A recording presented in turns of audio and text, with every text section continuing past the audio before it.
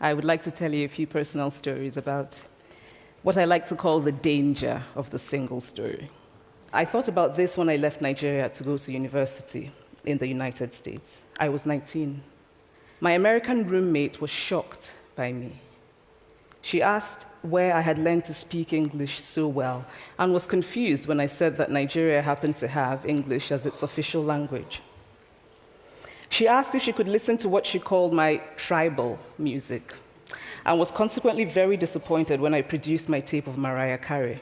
So after I had spent some years in the US as an African, I began to understand my roommate's response to me.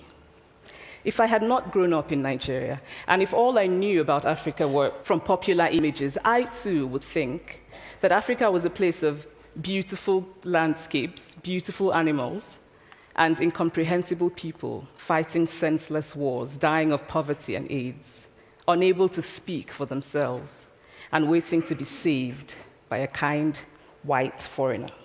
So that is how to create a single story. Show a people as one thing, as only one thing, over and over again, and that is what they become.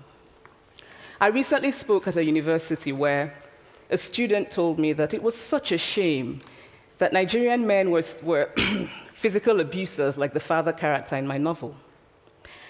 I told him that I had just read a novel called American Psycho, and that it was such a shame that young Americans were serial murderers.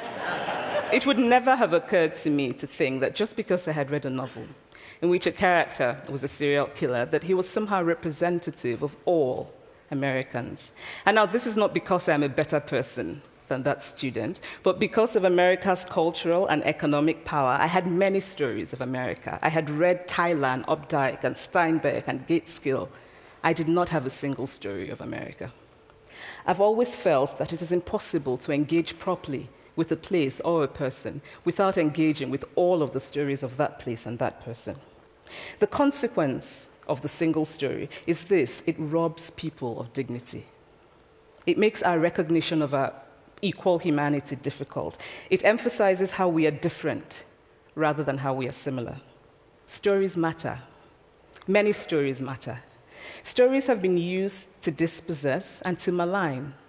But stories can also be used to empower and to humanize. Stories can break the dignity of a people, but stories can also repair that broken dignity.